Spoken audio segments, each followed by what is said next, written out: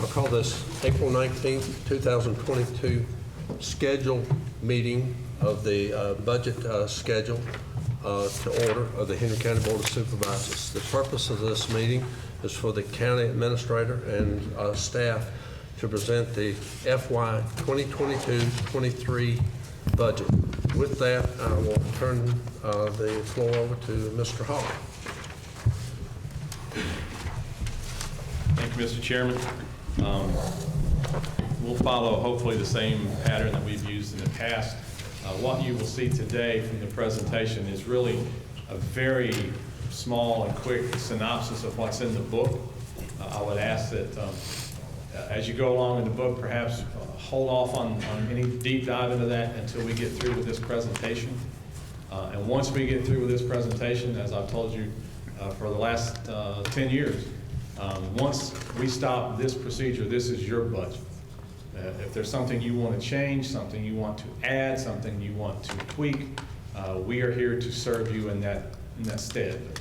Once I stop talking, it's yours, and then we will proceed as we have normally proceeded. So what you see in front of you today is going to be just a quick and dirty look at some of the highlights, some of the challenges, and some of the recommendations as we go forward. As you know, we have a work session scheduled for Thursday at 5 o'clock. I would hope that, and I would ask that between the end of this presentation and Thursday's work session that you do a deep dive in that book and mark questions, mark things that you want to ask about or want more detail on. If it's something that can't wait until Thursday, you want to answer prior to that, just give us a call tomorrow and we will run you down an answer. But we'll start and do this as we normally do, and then hopefully at the end you'll be able to take this on with a little more clarity and do a deep dive into the actual document. What you see on the cover here is Crown Holdings coming out of the ground like a phoenix. This facility is on Lot 4 in the Commonwealth Crossing Business Center. This is a company that we worked very hard to come to Henry County. They had options, they had multiple options to go to other localities and other states. But as we worked together with this board, with the EDC, with Mark Heath's staff, there were so many partners involved in this. The Southwestern Virginia Gas Company was a partner. Patrick and Henry Community College was a partner. AEP was a partner. Multiple partners are responsible for this. This facility is going to be open. There's a mistake in your book. We plan a couple of mistakes just to see if y'all read it. But I'll give you a hint. In the narrative, I write that this facility will open by the end of 2023. It actually will open by the end of calendar year 2022. So that's, I want to make that change and make you aware of that. They are extremely happy with the workforce that they have been able to secure. Their initial hiring of 100 new employees has been completed. I've talked to their HR manager. She is over the moon ecstatic with the quality of people that they've been able to lure to this facility. Crown is taking these folks that they've hired already off-site to train them, also using CCAT for training, and when this place opens, by the end of the calendar year, they will be up and ready to go. And to remind you of what they do, they make cans. They make a lot of cans. They will have 2 lines, 2 production lines, 24 hours a day, 7 days a week, 365 days a year. Each of those lines will assist combined. The combined lines will produce 5,600 cans a minute, every day. And it will take them a while to catch up to the market void that they've experienced in the rush for more cans. So they are thrilled to be here. We're thrilled to have them. And there was no better way to start this presentation than by showing you that. I want to thank the folks who worked on this. Myself, I do a lot of the writing, but the details and the suggestions and the don't do that recommendations come from the folks that you see on your screen. Dale Wagner, Darrell Jones, Richard Stanfield. We brought Michelle Vi in this year as a part of our budget team for HR questions. Every department head has a play in this budget. We meet individually with every department head. We go over their request line by line. Some department heads have multiple meetings for us to get to where we need to go. And the constitutional officers are included in that. As you know, the state provides a chunk of their funding. They don't really work for us or for this board, but they work for the county's residents and the county's citizens. So they have input as to what their budget will look like from a county perspective as well. This was a very difficult budget. They're all difficult. And this one was especially difficult because of the challenges that we're facing with revenue expectations, with large sums of money that are deservedly targeted for large cost center expenditures. And this is kind of a roll of the dice, because as we get into this, and you'll see, we're taking some chances here. And if things change en route, especially as we get into the next fiscal year, but more short term, if Richmond finally comes up with a budget, there may be some changes to this. From one of our delegates I talked to recently, and I was told that they were told by their caucus not to make any travel plans until July the 1st, which means that they expect this budget process in Richmond to play out way past what is normal. Normal would mean we have a state budget now, but they anticipate that the fight will continue perhaps all the way up to June 30th. We'd like to start with some things that we did well in the last 12 months, and we'll do that today, but I'm going to shorten that so we can spend most of our time so that you see what we're proposing as we go forward. But here are some of our successes. Schock, the German company, manufactures upscale sinks. They chose us for their first U.S. operation. $85 million in capital investment, 355 new jobs, wage level about $42,000 a year. The company has purchased the shell building, which creates another problem. We don't have a shell building. So we have to address that problem in some manner as we move forward. One of the things about Schock that is really interesting to me is that they are in the Bavarian region of Germany, and their CEO is Rolf Boberg. And Rolf told us that one of the reasons he wanted to be here with his first U.S. facility is that this area reminds him of Bavaria. The geography, the climate, and more importantly, the people. He said as soon as he set foot here the first time, he felt comfortable. And that's what it means when we say it takes everybody to recruit. As you saw, Crown Holdings will open by the end of 2022. Like everybody else, we continue to battle COVID challenges. The resurgence of the latest variant has caused some concern, but we are trying to move past that. I'll point out that the county building never closed. We have not closed because of COVID the first day. We had some people working remotely. We had some shuffling to go on, but we felt it was very important that we be here to provide the services that we get tasked with performing. And we felt it was very important to be able to say that we're here. May have been a skeleton crew a day or two, but we were here and ready to serve the citizens. I'm really excited that our unemployment rate has gone to really lower numbers than we've seen since 2003. As you know, for 36 consecutive months a few years ago, we had double-digit unemployment. Now we're hovering about 3%, which I think is extraordinary, and it reflects the effort that this board has done as well as the EDC. More importantly, I think we have more people working, more individual, count them up, people working than we've had since at least 2003. People are working, and that's what we need to help provide. As we've done this enhanced efforts and it's paid off, manufacturing wages have gone from about $16 an hour to $20 an hour. So we should be proud of that. Those are some of the things that we've accomplished, and I don't want to short circuit any of the others, but just a couple. The opening of the Adult Detention Center with the sheriff's folks, I think a couple of them here in the back there. Their team has been outstanding as we work to do this and to put this project together and to open it. I give a lot of credit to Dale Wagner. He was the project manager on this. And this is a phrase that should be music to all of our ears. On time, on budget. That's a wonderful thing to say for the biggest capital expense that this county has ever taken on for the taxpayers. A phenomenal job. Nate Riddle, who was with our maintenance department, and Nate was our boots on the ground at the ADC construction. Nate did an outstanding job, and these folks need to be recognized. We've made a good effort on our broadband expansion. We're part of a broadband initiative that should have broadband kicked out to all corners of the county within the next couple of years. We have multiple partners on that. Thanks to Mr. Bryant's suggestion, with the Henry County Fair came back and was a hit. And we have a second annual scheduled for September at the Martinsville Speedway. Thanks to Mr. Campbell and his folks for being a great partner on that. And expansion and continued work on the Dick and Willie Trail, Phase 6A is the next section that we're working on. We have trackers on parts of the Dick and Willie Trail to track the usage, and it averages about 5,000 people a month, which is remarkable for that trail system. So we're very proud of all those things.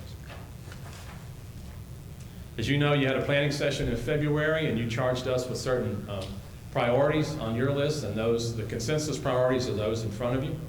Some of those we have specific responses to. Some of those will take more long-term planning, but each of those 4 items was important as we put together this proposal.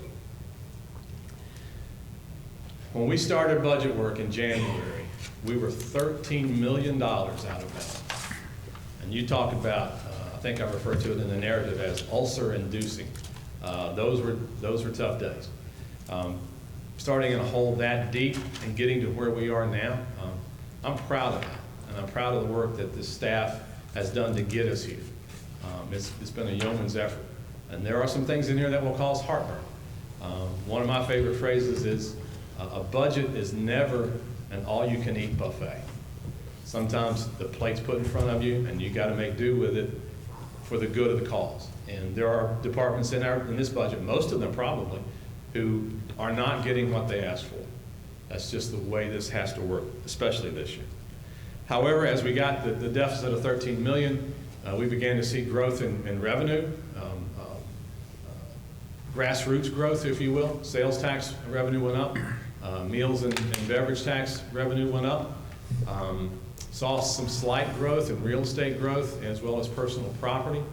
A big factor for us was that the compensation board, which helps fund constitutional offices, is coming through with an additional $3 million to fund those offices.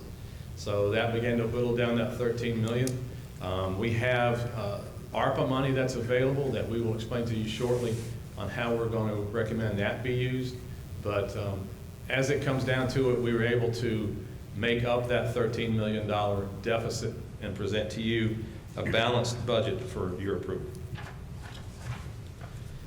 So here's our number: $189,921,961. As you know, you can advertise a high number, the highest number that you want, you can advertise. If you make budget changes, you cannot go over that advertised amount. You must work within that amount. So we would recommend that you advertise this number. That is a 13.1% increase over the current fiscal year. The vast majority of that increase is coming from the school budget, which is up nearly $12 million over last year, and additional costs of the sheriff's office for manpower and operations at the adult detention center. We've hired approximately, I think, 75 or so new correctional officers for that facility. Within this budget, we're going to recommend that an additional 12 be hired. Is it 12 or 11, Dale? 12? Okay. Additional 12 be hired. Truth be told, they probably could use a couple more than that. But as we began to talk to the sheriff and his team, they were willing to understand that we had certain limitations this year that would prohibit us from doing exactly what they were asking for. And I appreciate their effort to work with their budget team and make it work for all involved. I know that I had conversations with several of you leading up through January and February, trying to warn you of the number, if any, of suggested tax increases we were going to bring to you. I'm really proud to say that we have that down to 1. We're recommending that you take action to bump the meals tax from 4% to 6%. And easy math, if you spend $1 to eat, you're going to spend 2 more cents in taxes. Even if you do this increase, and we have charts later on to show you, our meals tax would still be cheaper than the surrounding localities. It would be cheaper than the city of Martinsville, cheaper and on par with Pennsylvania County, city of Danville. I've never seen a community eat out more than this one does. On Friday nights, you better get there early because you're not going to get a seat. So clearly, this is you make a conscious decision to go out to eat. By making that decision, then you are essentially saying, I'm willing to pay the cost of that tax burden. So this is a user tax. People that come through town will pay it. We don't have to worry about educating their kids or incarcerating them. They eat and they move on. And this is really a user tax. You can choose whether to participate or not based on whether you want to go out to eat. Another reason that we are focusing on this one, the General Assembly gave localities the authority to institute, by a vote of the governing body, an increase up to 6%. I would anticipate that authorization will go away pretty soon. I think that will be pulled back by Richmond, and that revenue stream will probably be taken from localities. So I think we need to move this number to get it on the record and to move forward. We anticipate, based on Darrell's numbers, that this will generate about 1.2 to 1.3 million for us over the 12 months. And there you see a chart. As you can see, we are comparable, if not less than, our surrounding neighbors. I think this is the best alternative we have to spread the tax burden, not just among our citizens, but the residents who come from other localities to eat at our restaurant. Now, this is where the roll of the dice starts. This is the only tax increase we're recommending. However, you know from conversations with our financial experts that reversion by the city of Martinsville could have up to an 8-cent, or the equivalent of an 8-cent increase on our real estate. We are not budgeting for any reversion costs in this budget, and here's why. One, the legislation that was introduced and was passed was signed by the governor, which requires the referendum from the city of Martinsville citizens as to whether they choose to revert. That ballot initiative, there's a deadline of June, I think 15th, for the courts to add that to the ballot. If it does not get added by that deadline mid-June, then it cannot be on the November 22 ballot. It has to be on the November 23 ballot, which cycles out another year. So we are rolling the dice. We're anticipating no real action that costs us money with regard to reversion in the next 12 months. Now, if that changes, this will need to change as well. But we're rolling the dice and hopeful that that will play out.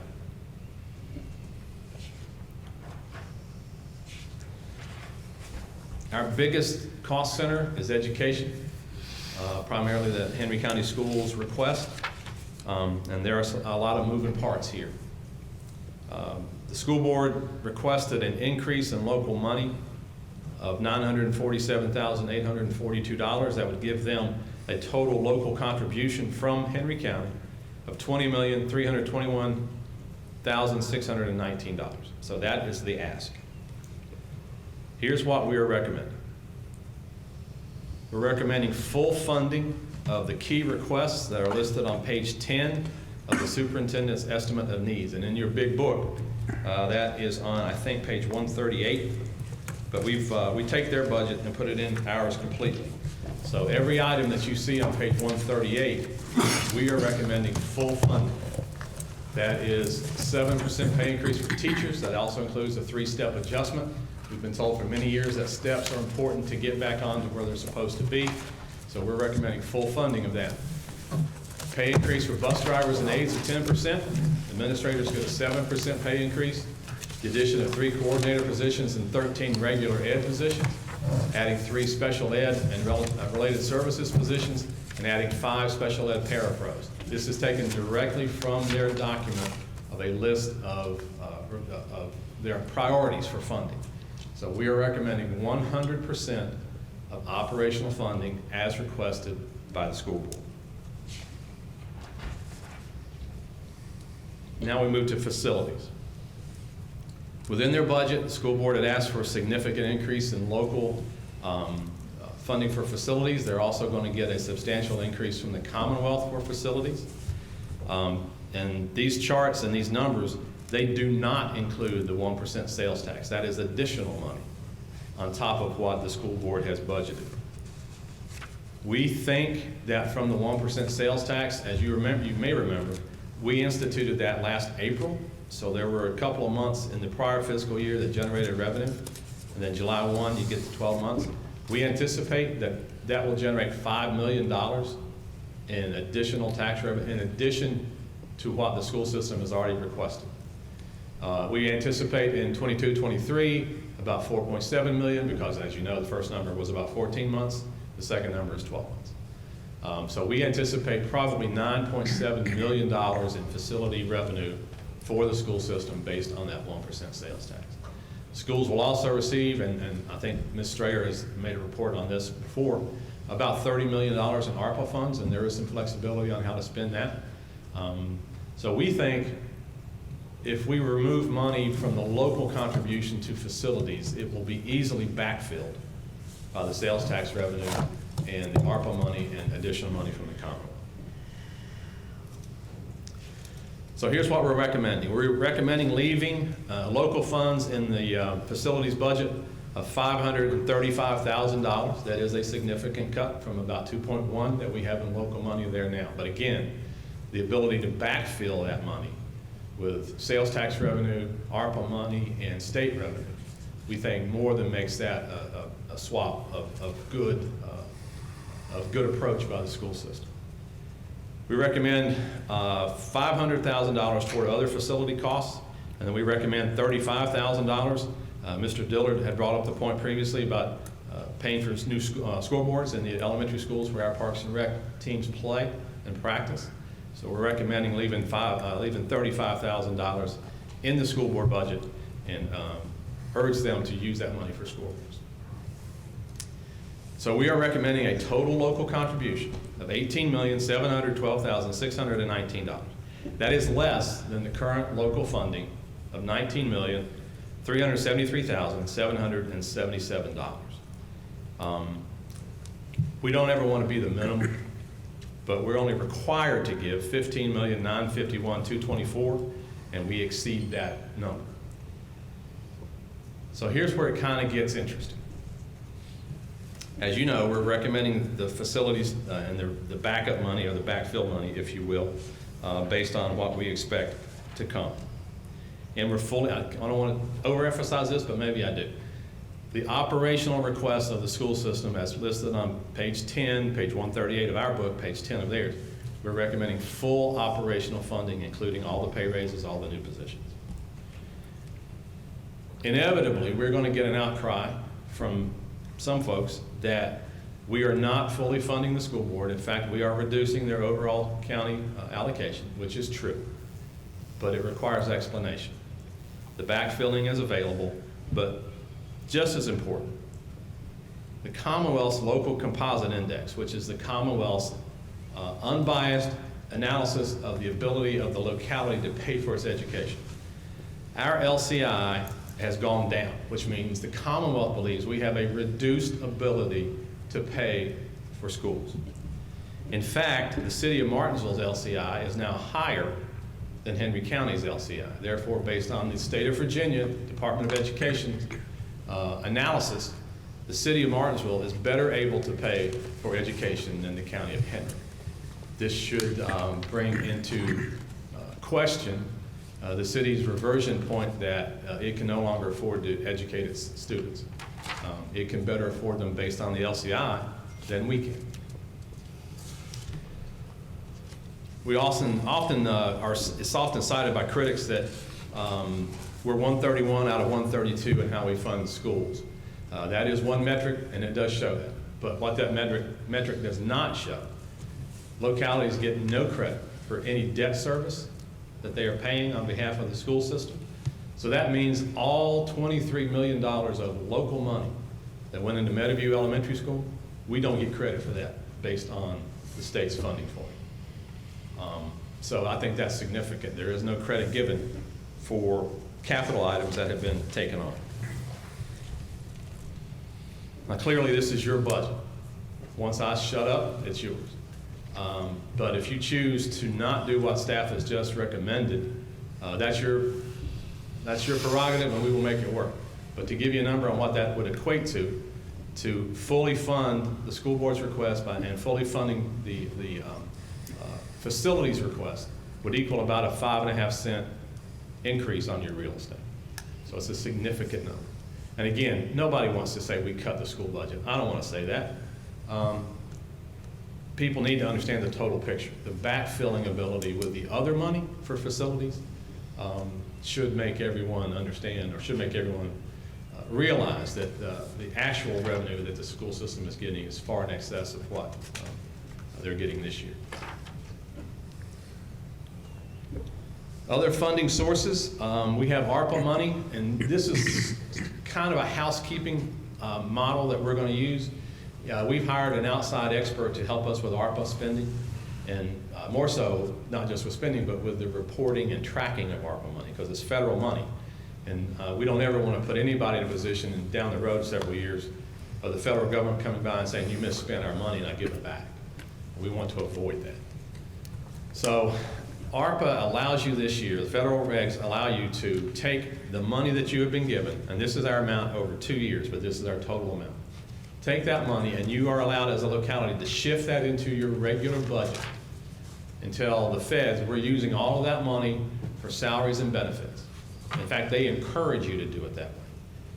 If you choose not to do it that way, you just say, we're going to have an ARPA pool over here and spend out of that. The reporting requirements and the paperwork and the paper chase is much more difficult than putting it in your regular budget. So what we recommend, putting that number in our regular budget to cover those salary items, a comparable amount of money will then be shifted out of the budget to use for ARPA-related projects. It's really kind of moving, I don't want to call it a shell game because that's a horrible phrase, but it's really moving money over here. Feds say, that's what we want you to do, please do it that way. And then taking a comparable amount of money, putting it over here that we can use for other ARPA projects. It's really just replacing money that's normally in the budget. And we are encouraged to do that by the federal government. That is the best way to do it. If we don't do it that way, it's a nightmare to report and to comply with all the federal regulations. We're proposing a 6% pay raise for our employees. Last year, they received 5%. For the last 2 or 3 years, one of the points of emphasis that we've gotten from you at your budget work session, at your planning session, is to treat our employees better. We are losing people at a phenomenal rate. In the calendar year 2021, this is just under the county's direction. It's not sheriff's office, it's not other constitutional offices. The year 2021, we lost 19 people to retirement and to better opportunities. That used to never happen. We have been a really good track record of hiring, of bringing into our community new companies that pay a better wage than companies have paid in the past. What we have failed to do is to match those increased wages by the private sector. We're losing people to the private sector, and we never used to do that. We need to address that. So we're suggesting a 6% pay raise. As you remember, January 1, based on your actions, there was a payment out of the fund balance to the Sheriff's Department employees and to public safety. That was a flat amount. We will go back and make sure that any flat amount that's been given, if it's not 6% of that employee's salary to that point, we will augment it to get it up to 6%. But essentially, public safety and Sheriff's Office, they got their raise on January 1. That's about a $1.3 million ongoing obligation, which is also part of the budget moving forward. So I don't want the expectation to be, even though they deserve it, that law enforcement and public safety are getting an additional 6% in addition to what you guys gave them on January 1. That's not the case. But if there are people who are less than 6% total, we will make up the difference to get everybody to 6%. That's still less than inflation, which is about 8%. Was about 8% when I wrote this. It's about 8.5% now. So we're trying, we're digging, but we based on the worldwide economy and what we're facing, our folks will still be less than even if that rate of inflation continues. Adding personnel, as I said earlier, additional 12 officers for the ADC. We're recommending an additional 2 positions within our organization. One of those would be a shared position between HR and finance. Michelle Vai does an incredible job of human resources, but she's working, she needs some help with the turnover, with the changes in benefits, with the changes in all along of providing employment. She needs someone to assist her. So a half position in her office, a half position under Mr. Jones in finance. We've recently gone through some personnel changes there, and we are shorthanded. So we hope to fill that position and give a half a position to Mr. Jones and his group as well to catch up with the workload. And also 1 position in Parks and Rec. When Roger Adams joined us probably 15 years ago, he had 6 facilities to maintain. He now has 28, and he needs more people. So he asked for 4, we're giving him 1, and hopefully we can address that more as we go forward. Costs are up significantly for social services. In the Children's Services Act, we have more children in foster care now than we have ever had. And then there's the issue of people leaving employment at social services because of the workload and the relative small amount of money that they get to take home. So it's the worst of both worlds. More work to do, less people to do it. So our social services costs, and this is just Henry County's costs, are going to increase about $111,000 for next year. Children's Services Act, you know, this is a multi-jurisdictional, multi-partner effort to help at-risk kids and their families.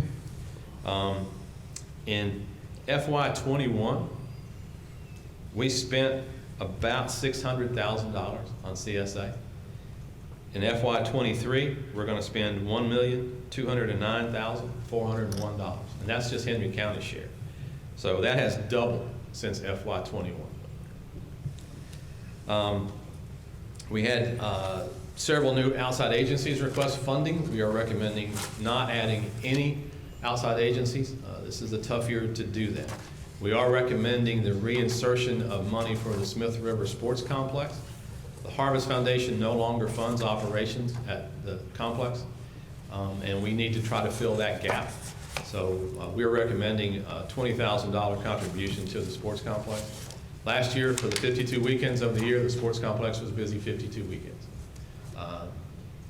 They are getting closer to being self-sufficient, but they're not there. And those kind of recreational facilities rarely are self-sufficient. They need some support from the locality. So we're recommending that we put in $20,000 to help with their operation. As you know, in the past, we've saved money during the year, and we've done current year capital items. We'll bring those to you at a later point in this fiscal year. And this is another roll of the dice. We are not recommending any new capital for the next fiscal year. That is a recipe for disaster. You might get away with it once, but maybe not. What we're hopeful is that once the dust settles and we can grasp our ARPA money and really decipher where we can spend that money, then we will use that for some capital. But from a budgetary standpoint, we have no capital items in the budget. We always conclude with an on the horizon for you so that we kind of tee up a couple of things that are coming. Reversion continues. It's like a roulette wheel. Where it stops, nobody knows. The legislation was signed by the governor. It is effective July 1. The city has filed several motions to affect this process. We have filed several on our own. So I don't know where this will end. I'm just taking an educated guess and an educated prayer that there will not be a demand on us in the next 12 months to provide revenue to absorb offices, to do office expansions. They're inevitable. They are coming. I don't think, unless the city changes its mind or the voters go against it, that reversion is off the table. But at some point, I'm fully expecting that will be revenue you will have to generate, unless the city residents vote against it, which I don't have any particular insight or crystal ball. I have no idea what the residents will choose. But we're rolling the dice by not including any money for that in here. The Fieldale Sanitary District, I know, is important to a lot of folks, particularly important to a couple of folks on this board. Excuse me. Several years ago, we took over the check writing obligations for them. They gave us their money. It's limited to their expenses, so we process the checks. They're probably going to be out of money this time next year. They have about $15,000 left in their account, and that almost to the penny is what they have been spending on an annual basis. So just to bring that to your attention, that the sanitary district will need to come up with a plan on whether, how to raise more money or what the ultimate decision is on its future. A reminder, we have a work session on Thursday, 5 o'clock. We have also scheduled a second work session should you choose to do it. That one is set for Monday at 5 o'clock. We'll advertise the public hearing as required on May 1. The public hearings will be May the 9th at 7 o'clock. We're scheduled to adopt both budgets on May 24th at your regular meeting, and to appropriate both budgets on June 28th at your regular meeting. And then finally, this is my last rodeo. It has been an absolute honor to work for you and with this remarkable staff that you have allowed us to put together. I was adding up earlier today, I've worked for 18 different supervisors.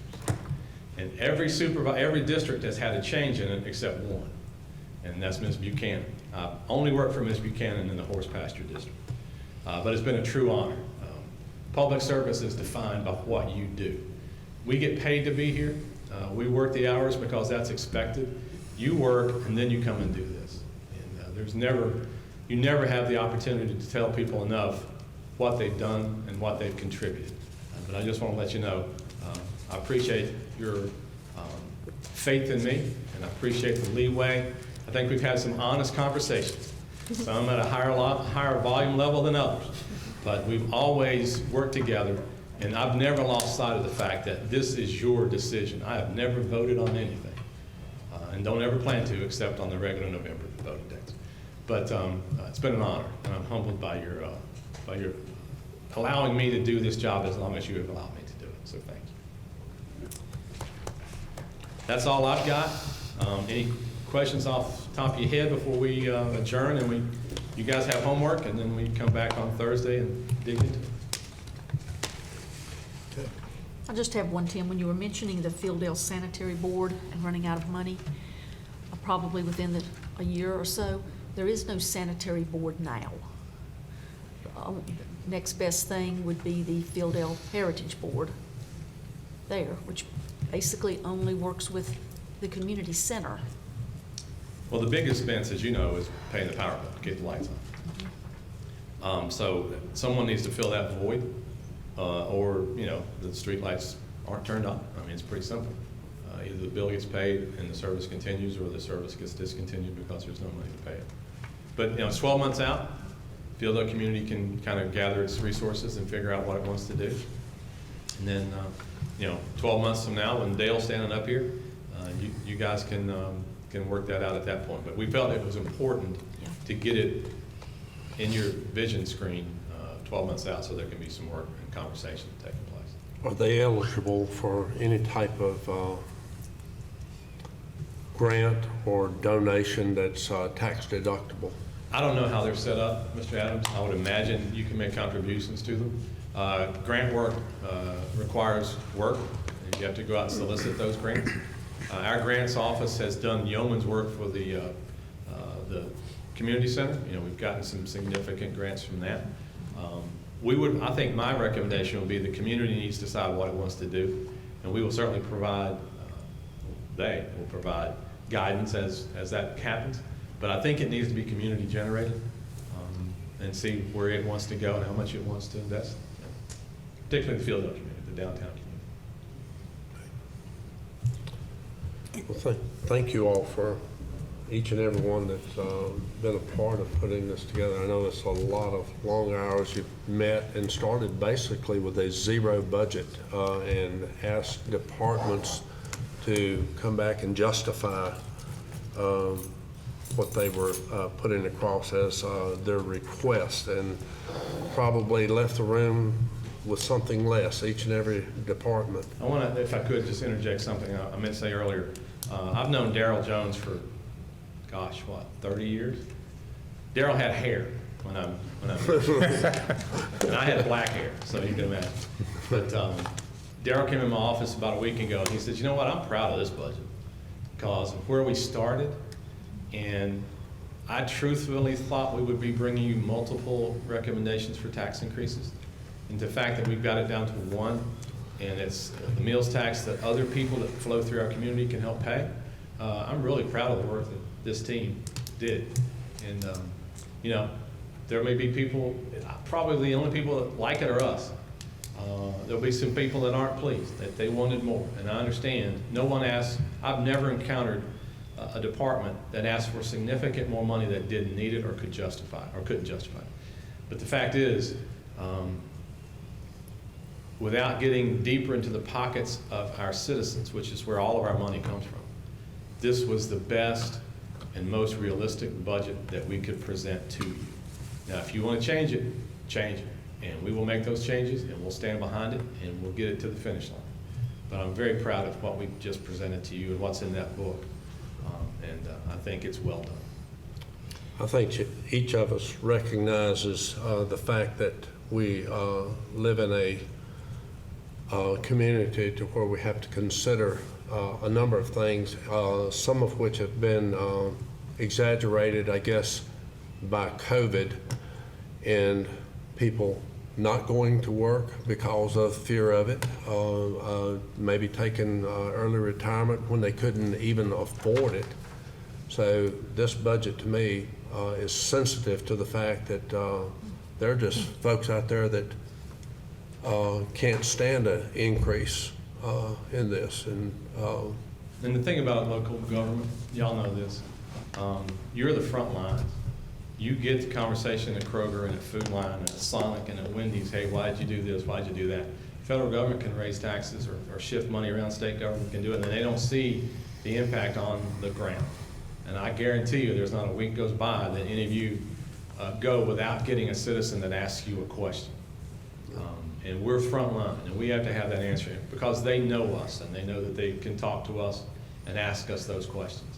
And we should never, ever lose sight of the fact that the citizen provides everything that we have. And we have to do our best possible effort to stay within those boundaries. And if we can't, as with what we presented today, we need to explain in detail and explain as often as it requires why we need a little more money. And I think we're prepared to do that with the meals tax. I would not stand in front of you and say that we should raise other taxes because we're biting the bullet or rolling the dice, what other cliche I can use. But this is, I truly, in my soul, believe this is the best budget we can present to you. I was surprised. I mean, I was surprised that the numbers were not going to be higher and you weren't going to look for other revenue sources this year. But I agree. We all probably have a pet project, or we feel that every department needs more than what we're giving them. But they have to understand it all comes from the taxpayer. And we can rob Peter to pay Paul, but in the end, we're still taking the money from the taxpayer. So I think you've done a good job. One question. You mentioned like an ARPA specialist. Is that just a short-term job? You know, what kind of salary? And if you kind of got an idea that you want to, you know, put that. We've already hired someone outside, a certified public accountant that does not work for us, but she's doing work for multiple localities to manage their ARPA reporting, manage to track their expenditures. We've hired that person already, and she works for multiple organizations. So that one thing is that alleviates Mr. Jones' department from having to do that in addition to everything they do. And it's an easier way to make sure everything is done in a systematic manner. So this person that we've hired is helping us do that already. Okay. Then on the other thing I wanted to ask, you mentioned like the LCI. How do we improve it so we can better afford to assist the education, school system? I was stunned, Mr. Diller, that LCI was as low as it is. And I'm not, I'm ignorant of the recipe that goes into that. Okay. I think it's embarrassing, quite frankly. So we need to dive into that and see how we can fix it. One of the things that we're doing is creating more job opportunities. A lot of folks think if Crown Holdings opens on December the 1st, we start getting revenue from Crown Holdings on December the 1st. That's not true. If you're in a revenue, if you're in an enterprise zone, by code, we don't get any tax revenue the first year. Company pays it, we immediately refund that because you cannot abdicate tax paying in the Commonwealth. They pay it, we pay it back. Years 2 through 5, they pay it, and then they get half of it back. So it's not until year 6 that we begin to see full tax revenue from that investment. And we have multiple projects that are ongoing that are in that cycle now. If a company reinvests a certain amount of money, that triggers an additional enterprise zone cycle. So residually, more people are working at better wages, then that drives sales tax, that drives meals tax, that drives things that they can choose to spend their money on. And we've seen increases in that.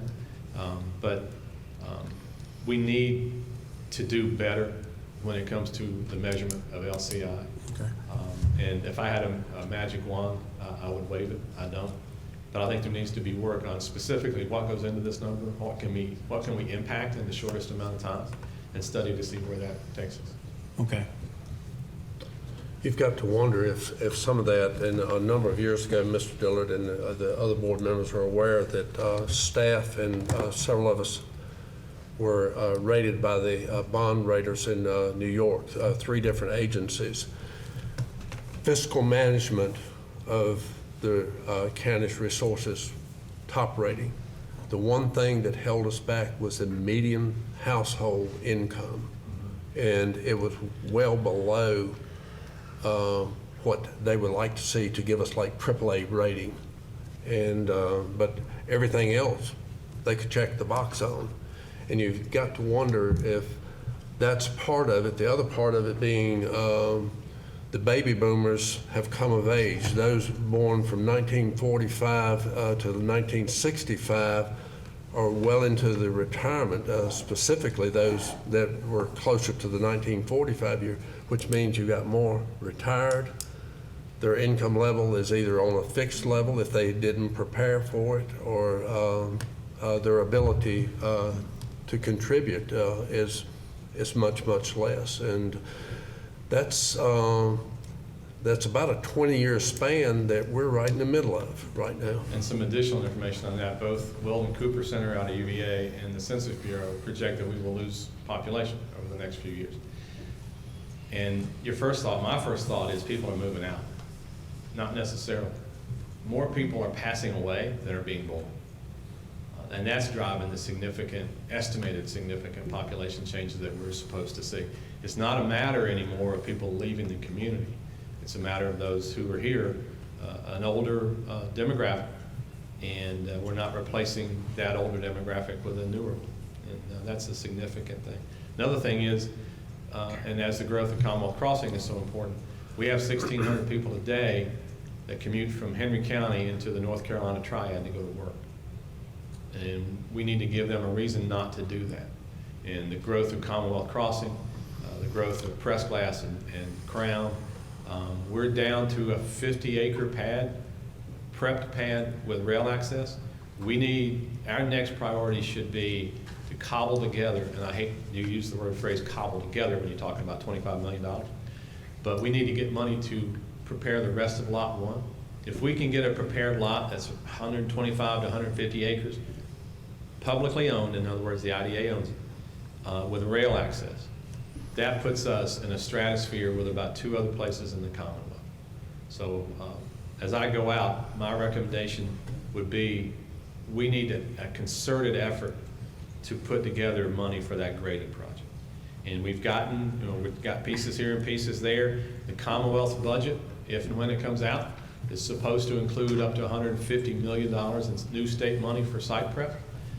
We are standing there with the cup in our hand. We've had several conversations with the state folks that we need a chunk of that money to advance this grading project. It will take about 18 months to 2 years to grade the rest of that. We're hopeful that we can recruit a company that can go on the lot that's already prepared to start its facility, and then in a parallel world, the back part of that gets graded, and then when they're ready to use it, it's there for their use. But I think it's vitally important that money be found to do that grading project, because we've done it. Mark Heath and his team have done a phenomenal job of getting new business here. We focus so hard on getting the new business, we failed to give proper, and Mark will tell you this, we failed to give proper attention to future site development. And we need to get that figured out. As Mark, Mark's got a whole host of sayings. One of them, that's my favorite, is you can't sell from an empty wagon. We need to fill the wagon back up. Yeah, new shell building. Yeah, well, we need to decide, and it's easier for me to say, y'all can pay for both if you want. Do a shell building and prepare the lot. We've asked site developers who do this for a living, if they were us, which one would they emphasize? And they said, without hesitation, the site prep at Commonwealth Crossing should be the #1 priority. There are 18 million square feet of spec building space currently available in Savannah, Georgia, because it's the port. That's where everybody wants to store their product coming in and coming out. So that's where the spec buildings are. We need to prepare a site that provides the material to put on that cargo ship to go wherever it needs to go. And to give you an idea, the last shell building we built is the one that Shock bought. Built it 7 or 8 years ago. We paid $3.1 million to have that built. We asked the guy who built it, if we could build this again on another lot, what would it cost? And he said $10 million. That's where costs have gone for materials, everything that's involved with the construction process is just gone sky high, and there's no anticipation of it coming back real soon. You know, in a sense, that's, you know, what Deborah just said, she was surprised that, you know, there was not added increases in their taxes. And I was the same way when I looked at it, when you sent it to my laptop. You know, with the way things has gone up, you know, we've had, what, 8%, 8.5% increase across the board, you know, on everything. You know, we're looking at, like you said, trying to expand our industrial park over there. What, you know, just the cost of doing that compared to what it was when we first did the construction over there at the Commonwealth is probably triple, you know, in a sense. All-in investment in Commonwealth Crossing prior to the buildings, prior to anybody outside the building in there. All in, our community is about $50, maybe $60 million all in to prepare that site. Now clearly it's going to pay off. We think it'll pay off in spades with the companies that we've recruited. But that's a significant investment for a community of our size. And it may be time to check on how we get the next significant investment done on a local basis. You know, and like I said, you know, everything is, even from the price of fuel, you know, for buses, for your EMS, your police department, all that figures into your budget. And I couldn't figure out, you know, in my mind, I was running through the figures of the expense for the extra fuel that we had, the extra maintenance on the buses, and the extra maintenance on the vehicles and stuff. Like, just not counting about the people, but just this little group itself was astronomical, you know? When we did fuel numbers for our call centers, we call it a WAG, which is a euphemism for wild guess. That's how we budgeted fuel costs. We just took a guess. And we also set aside a contingency amount of fuel in case things go crazy. We can tap into that contingency. But anybody who would stand in front of you and say, I know what's going to happen in 6 months on a world stage, I wouldn't buy anything they're selling, because things are changing every day. And, you know, people think the issue in Ukraine doesn't affect us. It absolutely affects us. So wherever the world stage goes, we have to react to it. I wouldn't give you any kind of idea where that market's going to go. Each of you have been encouraged to dive deep between now and Thursday, and certainly highlighters, sticky pads, whatever works for you. And as Mr. Hall indicated, if there is a burning question, pick up the phone, give them a call, and I'm sure that they will try to provide an answer as quickly as they can get to it. And with that, I need a motion to continue this meeting. You can actually adjourn because that meeting's been advertised. So That meeting's been, okay. Oh, you do need to continue? Okay, yeah. It's not been official. Okay, so yeah, continuation is approved. I need a motion to continue this meeting to the April 21st, 5 p.m. So moved. Second. Have a motion and a second. All in favor is 6-0.